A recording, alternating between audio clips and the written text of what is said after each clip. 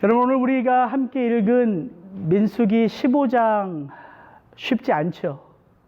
무슨 얘기하는지 모르겠죠?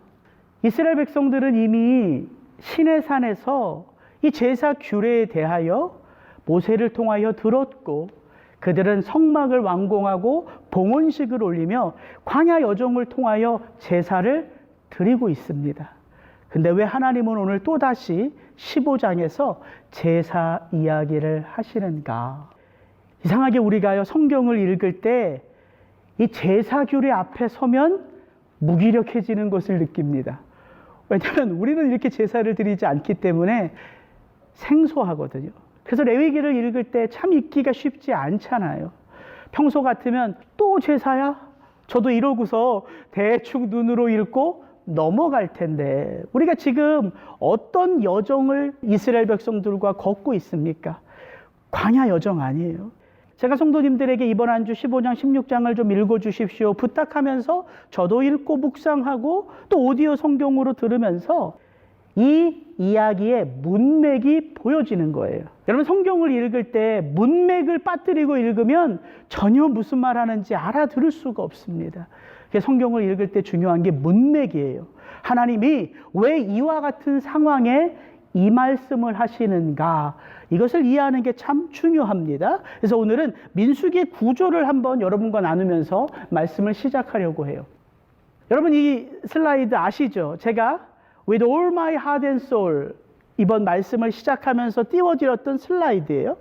이스라엘 백성들이 출애굽을 하고 이 시내산에 머물렀던 11개월은 약속의 땅을 향한 광야 여정의 준비 기간이었습니다. 하나님은 철저하게 이스라엘 백성들을 준비시켰지요.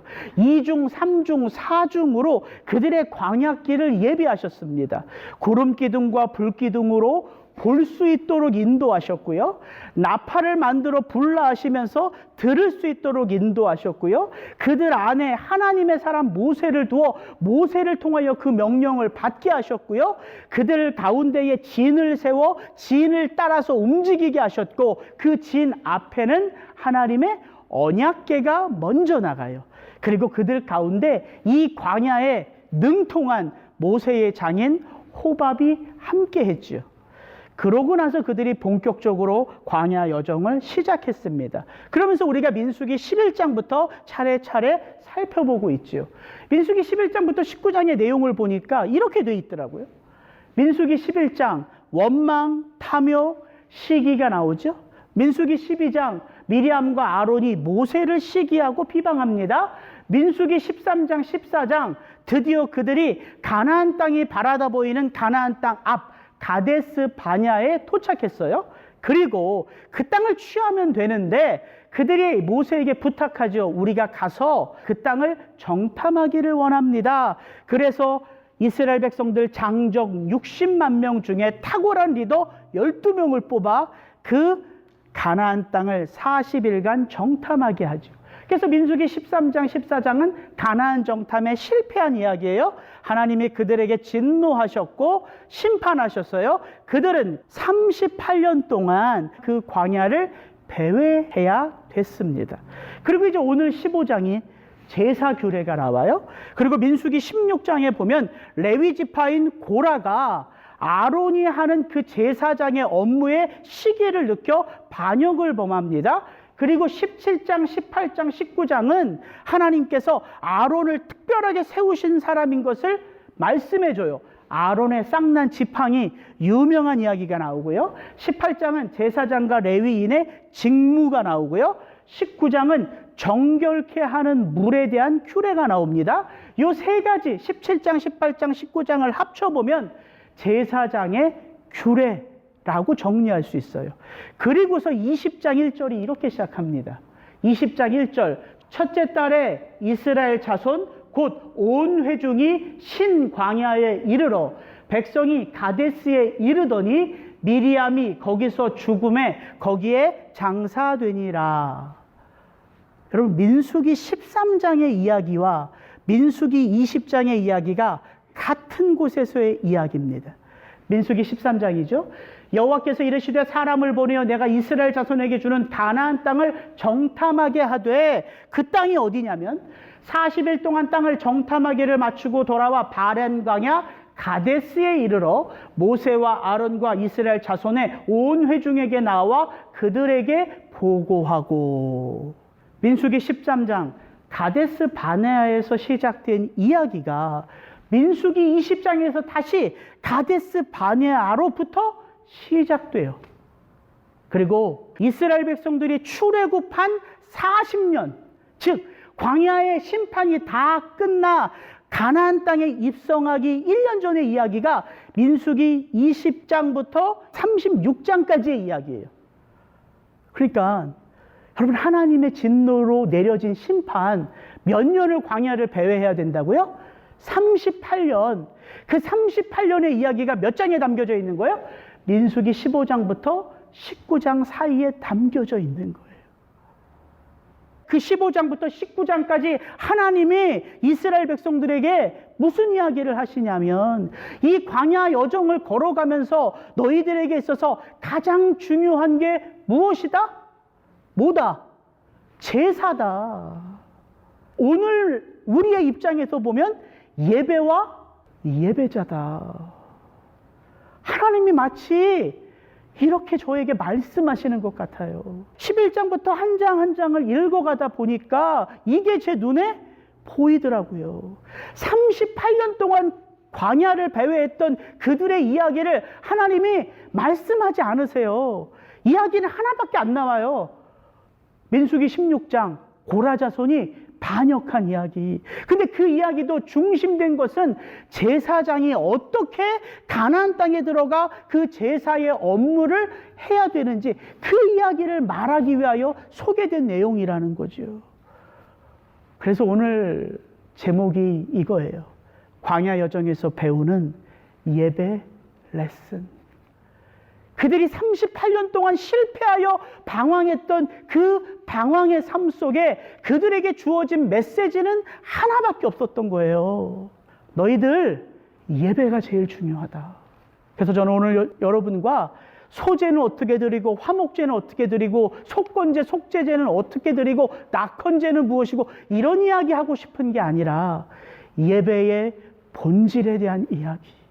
우리도 이스라엘 백성처럼 이 광야 땅을 지나가면서 우리도 넘어지기 쉬운 존재인 것을 우리 모두가 다 알기에 이스라엘 백성들을 향한 하나님의 이 마음을 우리가 오늘 발견해낼 수 있다면, 우리가 이 땅을 살아가면서 넘어지고 실수하고 실패해도 하나님은 우리의 예배를 흠양하여 받아주심을 우리가 믿고 나아갈 수 있는 것이죠.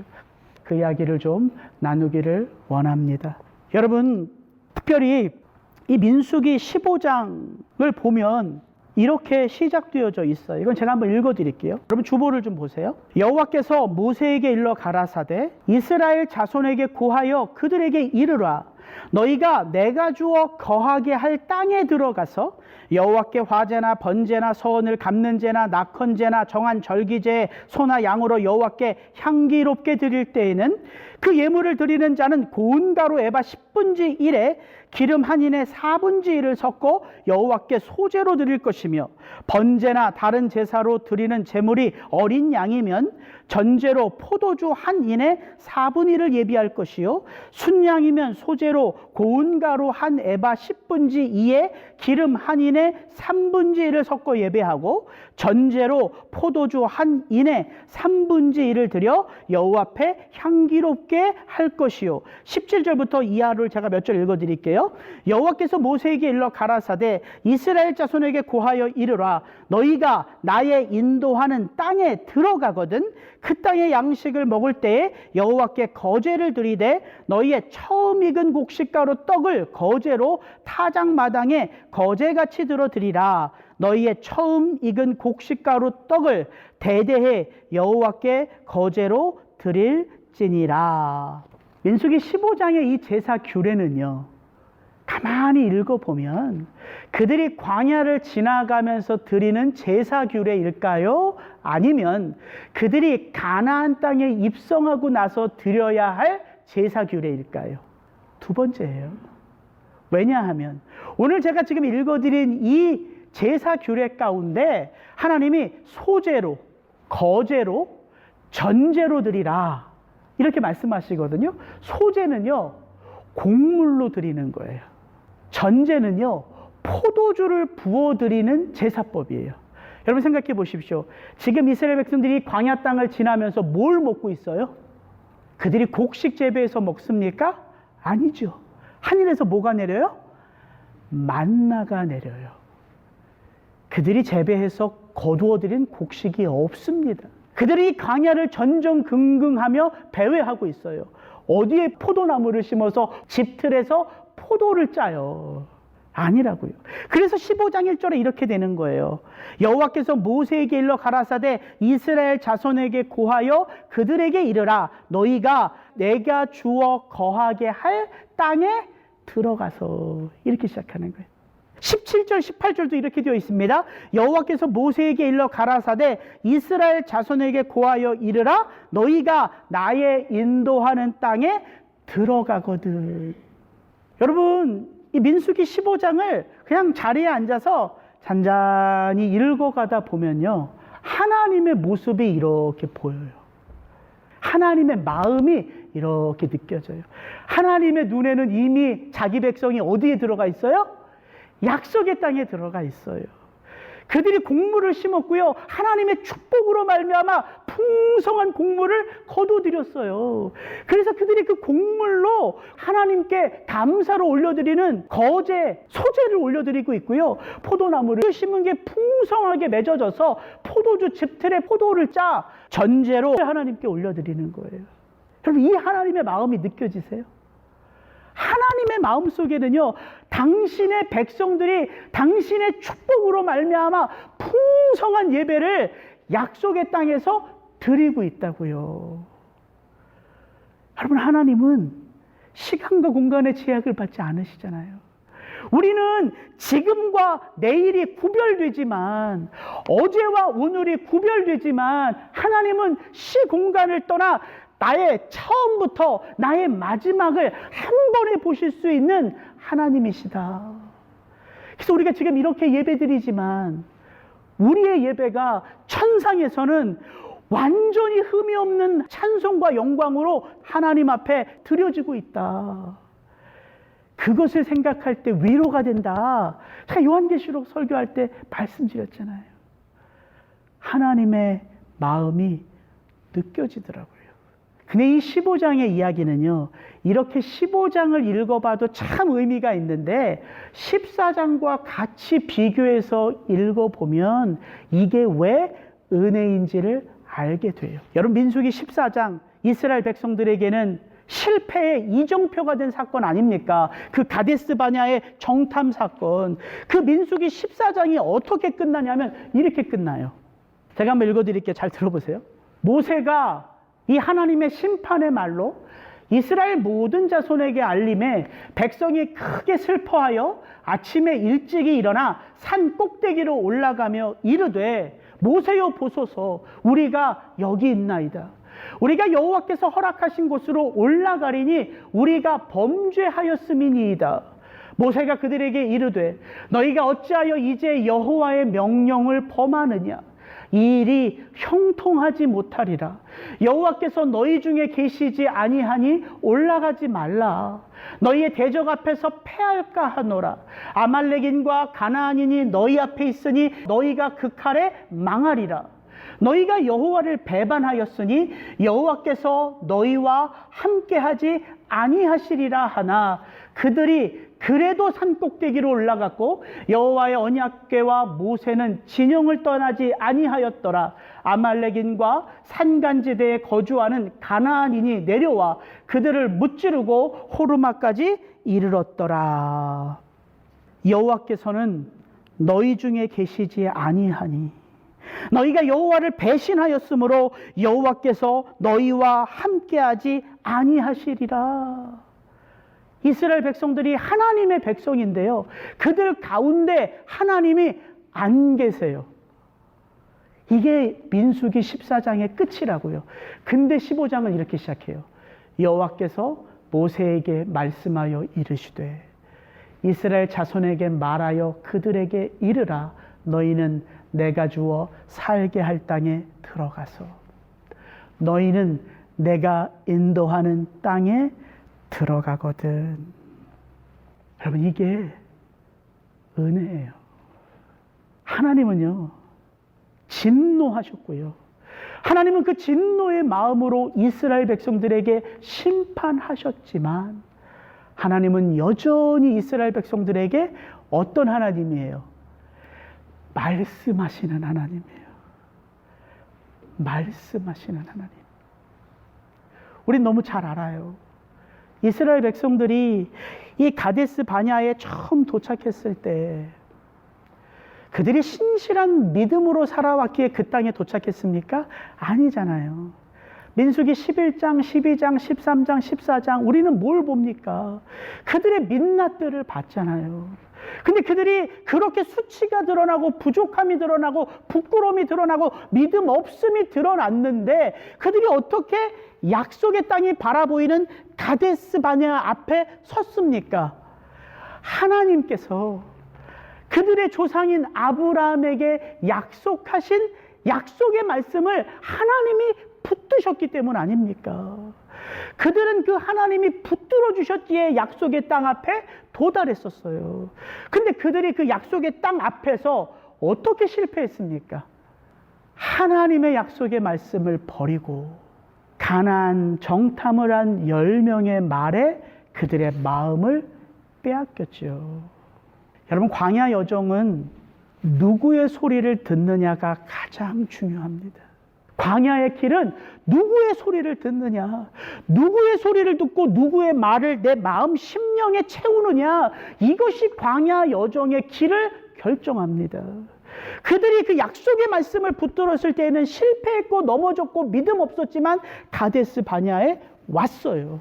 근데 거기서 그들이 그 약속을 버리고 야, 이제 우리 광야에서 칼에 맞아 죽을 거니까 모세 대신에 다른 장관을 세워서 어디로 돌아가자? 애굽으로 돌아가자. 그들의 마음속에 다른 생각을 채우니까 그들이 실패했던 거예요. 근데 왜 은혜냐? 그렇게 약속의 말씀을 잃어버려 38년 동안 광야를 배회했던 이 이스라엘 백성들에게 하나님의 본 마음은 뭐예요? 또다시 말씀하시고 그들을 그 약속의 땅에 들여보내 하나님의 축복을 누리는 하나님의 백성으로 빚어가시는 게 하나님의 마음이라는 거예요. 여러분, 예배는요, 이 하나님의 마음을 깨닫는 자리예요. 그래서 이 자리가 복된 자리예요. 소망의 하나님이 광야 2세대에게 소망의 메시지를 주세요. 너희 아버지는 실패했지만, 너희의 할아버지는 실패했지만, 너희의 어머니는 실패했고 너희의 할머니는 실패했지만 나는 너희를 약속의 땅에 들여보내 나 여호와의 축복을 누리며 살게 하리라. 그러니까 너희들이 뭐에 집중해야 된다? 예배.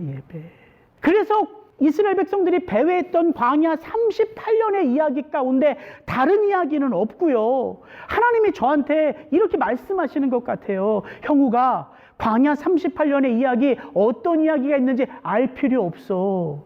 너 이 민수기의 이야기를 통해서 뭐가 보이니? 제 고백이 그거예요. 하나님, 예배만 보이는데요, 예배. 하나님, 예배자만 보이는데요, 예배자. 그래, 그거야. 여러분, 우리가 이 팬데믹의 시대를 살아가면서 우리가 붙들어야 할 게 무엇입니까? 예배잖아요, 예배.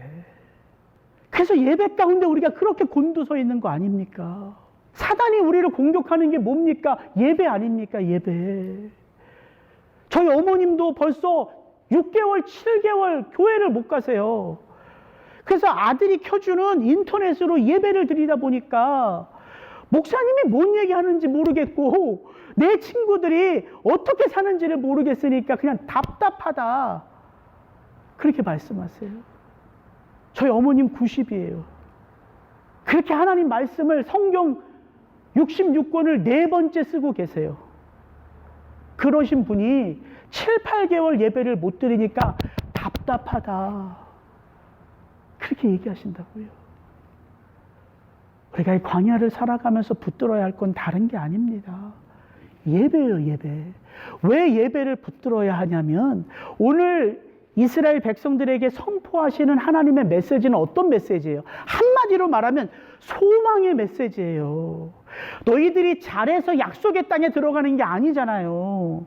내가 인도하여 드리리라. 내가 너희들과 함께하여 걸으리라. 여러분, 이게 예배에서 선포되는 메시지라고요.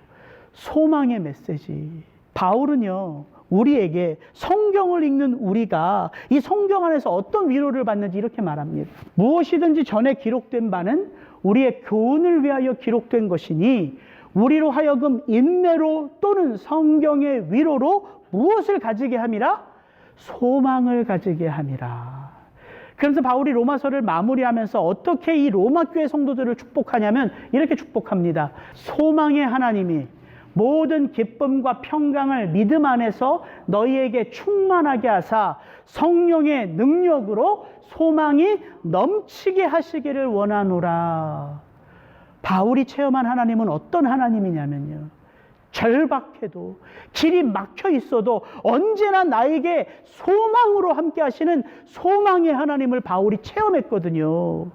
그래서 이렇게 축복할 수 있는 거예요. 내가 믿는 하나님은 소망의 하나님이야. 그 하나님이 말씀하시는 것이 곧 진리야. 여러분, 이 세상 그 어디에 참 소망이 있습니까? 이 세상 그 어디에 그 선포된 그것 따라가는 참된 진리를 발견해요. 참된 것처럼 보여도, 진리처럼 보여도, 맞는 것처럼 보여도 그 끝은 참 소망이 아니잖아요.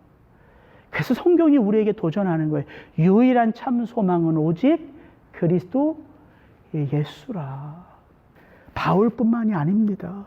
수많은 시편 기자가요, 하나님을 노래하는데 어떻게 노래하냐면 내가 믿는 하나님, 내가 바라보는 그 하나님 안에 소망이 있다 노래해요. 우리 너무 잘하는 말씀이죠. 나의 영혼아 잠잠히 하나님만 바라라. 무릇 나의 소망이 그로부터 나오느니라. 야곱의 하나님을 자기의 도움으로 삼으며 여호와 자기 하나님에게 자기의 소망을 두는 자는 복이 있도다. 내 영혼아 내가 어찌하여 낙심하며 어찌하여 내 속에서 불안해하는가. 너는 하나님께 소망을 두라. 그가 나타나 도우심으로 말미암아 내 하나님을 여전히 찬송하리로다. 여러분, 우리 하나님이 소망의 하나님이시기에 참된 예배를 통하여 그 하나님을 만나면요, 어떠한 삶이 펼쳐지냐면 다시 그 광야를 걸어갈 수 있게 되는 거예요. 그래서 발견하는 예배 레슨, 절망 중에라도 고난 중에라도 그럼에도 불구하고 소망의 하나님을 향하여 믿음의 예배를 드립시다. 이게 오늘 제 레슨의 포인트예요. 이스라엘 백성들이 아무리 패역했어도 그럼에도 불구하고 하나님이 그들에게 말씀하시는 하나님이잖아요. 그러면 지금 우리의 삶이 어떠하든지 간에 참 쉽지 않고 여전히 해결될 문제가 있고 여전히 그 문제 앞에 나는 작아 보여도 우리 역시 그럼에도 불구하고 고난 속에도 절망 속에도 문제 속에도 아픔 속에도 소망의 하나님을 향한 믿음의 예배를 드리자. 이 레슨을 우리가 마음에 간직해야 돼요. 왜냐하면요, 여러분, 이게 하나님이 우리를 창조하신 목적입니다. 이사야 선지자는 하나님이 왜 인간을 창조하셨는지 이렇게 노래해요. 이 백성은 내가 나를 위하여 지었나니 나를 찬송하게 하려 함이니라. 나를 예배하게 하려 함이니라. 여러분, 그래서 광야 여정을 걸어가며 드리는 우리의 예배는 믿음의 예배입니다. 믿음이 좋아서 믿음의 예배가 아니에요. 왜냐하면 우리는 이스라엘 백성들이 계속 실패한 이야기를 받고 또 우리 또한 이 광야를 걸어가면서 넘어지고 실패하고 실수하는 참 부족하고 연약한 존재인 것을 우리가 알기 때문에 우리가 믿음이 좋아서 믿음의 예배가 아니라고요.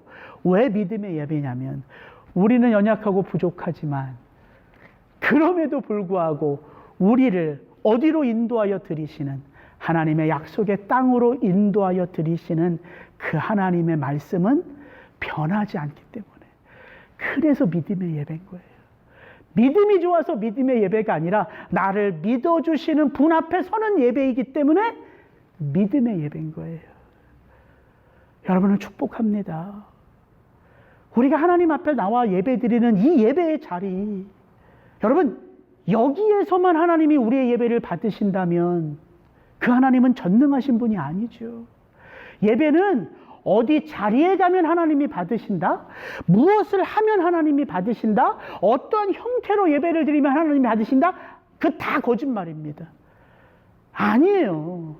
하나님은 여기에만 계시지 않고요. 하나님은 저기에만 계시지 않고요. 하나님은 이 방법으로 예배할 때만 예배를 받으시지 않고요.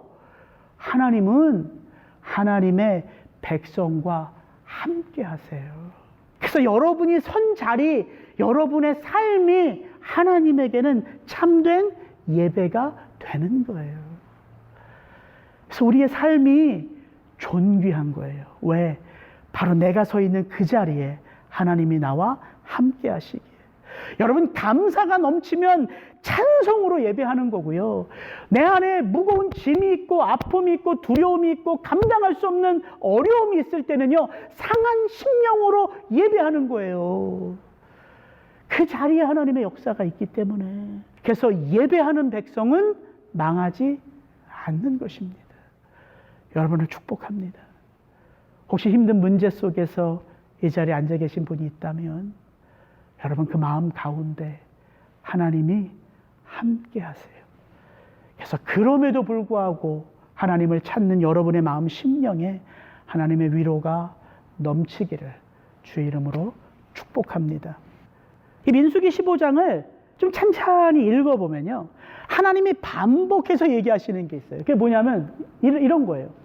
너희 중에 우거하는 타국인이나 너희 중에 대대로 있는 자가 누구든지 여호와께 향기로운 화제를 드릴 때에는 너희 하는 대로 그도 그리할 것이라. 그러면서 뭐라고 말하냐면 너희나 너희 중에 우거하는 타국인이나 한 법도 한 규례라.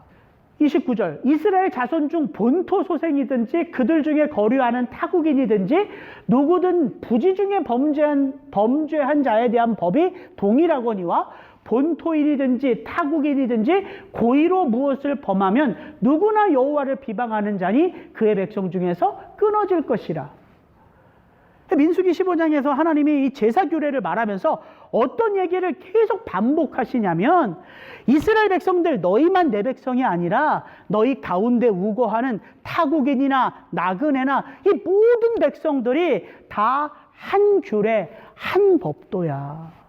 그도 나 앞에 나와 회개하면 그도 용서의 은혜를 받고 그가 내 앞에서 스스로 자원하여 내 명령을 따르지 아니하면 너희뿐만 아니라 그들도 끊쳐질 거야. 이게 계속해서 반복해서 하나님이 말씀하세요. 그러면서 제가 문득 이런 생각이 들었어요. 우리 민수기 11장 하면서 이스라엘 백성들이 원망하고 불평하잖아요. 그때 이런 대목이 나와요. 그들 중에 섞여 사는 다른 인종들이, 옛날 성경에는 잡족들이, 이방인들이 탐욕을 품음에 이스라엘 자손도 다시 울며 이르되 누가 우리에게 고기를 주어 먹게 하랴. 민수기 12장 아론, 미리암이 모세를 비방할 때 어떤 꼬투리를 잡아요? 모세가 구스 여자, 이방 여자를 취하였더니 그 구스 여자를 취하였으므로 미리암과 아론이 모세를 비방하니라. 여러분 광야 여정을 걷는 이스라엘 백성들 가운데 끼어있는 이 잡족들, 이 이방인들, 나그네들, 우거하는 자들, 어떻게 보면요 그들이 믿음의 연수가 짧잖아요. 이스라엘 백성들은 자자손손 아브라함의 후손으로 믿음의 깊이가 있잖아요. 물론 그 깊이가 다 무너질 깊이이지만 그래도 근데 이런 이방인들은 그런 믿음이 없어요. 그래서 크지 않은 어려움 가운데 불평이 먼저 나오고 그래서 어떻게 보면 이들 때문에 이스라엘 백성들이 동요하는 문제의 근원처럼 보여지기도 하고, 이스라엘 백성들이 그들을 보면서 참 쟤네들만 없으면 되는데, 이렇게 어떤 문제의 원인처럼 보여지지만 하나님은 그들을 어떻게 보신다? 동일한 하나님의 백성으로 보신다. 이게 예배의 본질이에요. 구원에 차별함이 없습니다. 은혜에 차별함이 없습니다. 하나님의 심판에 차별함이 없습니다. 우리가 예배를 드리면서 어떤 깨달음을 얻냐면, 나와 다름 또한 하나님 보시기에 존귀한 것이다. 이것을 깨닫는 것이 예배의 파워입니다. 그래서 이런 생각을 해봤어요. 하나님이 공급하시고 축복하시는 분인 것처럼 우리 또한 그 누군가의 필요를 채우는 하나님의 축복의 통로다. 여러분, 예배는요, 본질상 하나님께 초점을 맞추는 것입니다. 그게 예배잖아요. 이 예배 가운데 누가 드러나야 돼요? 설교자? 아니요. 찬양 인도자? 아니요. 대표 기도자? 아니요. 이 예배 가운데 드러날 한 분은 오직 여호와 하나님이시잖아요. 그리스도 예수잖아요. 그게 예배의 본질이잖아요. 예배는 우리의 시선을 하나님께 고정합니다. 근데 예배의 축복이 뭐냐면, 그렇게 우리의 시선이 하나님께 고정이 되어 하나님의 마음을 체험하면 우리의 마음이 어디로 가냐는 거죠. 내가 아니라 함께하는 자들, 그 가운데 연약한 자들에게 우리의 마음이 가요. 하나님의 마음이 그런 자들에게 있기 때문이에요. 그래서 구약을 보면 의롭다, 의로운 삶을 산다, 다른 거 아닙니다.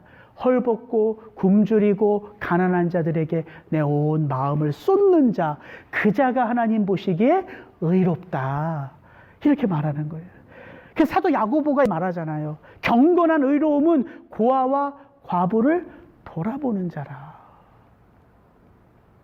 많은 사람들이 그렇게 얘기해요. 목사님, 교회는 이래야 됩니다. 목사님, 교회는 이거 해야 됩니다. 참 좋은 얘기예요. 근데 그럴 때마다 제 마음속에는 이런 마음이 있어요. 성도님도 교회입니다. 우리 교회가 나서서 그 일을 하기 전에 그 시간이 걸리거든요. 왜? 모든 이의 마음이 모아져야 되기 때문에. 그때마다 그렇게 말씀드리고 싶어요. 성도님이 교회입니다. 성도님부터 그 일 하시면 됩니다. 여러분, 그게 은혜를 받은 자예요. 다른 사람이 할 때까지 기다릴 필요 없고요. 교회 전체가 나설 때까지 기다릴 필요 없어요. 내가 하면 되는 거예요. 왜? 내가 교회기에.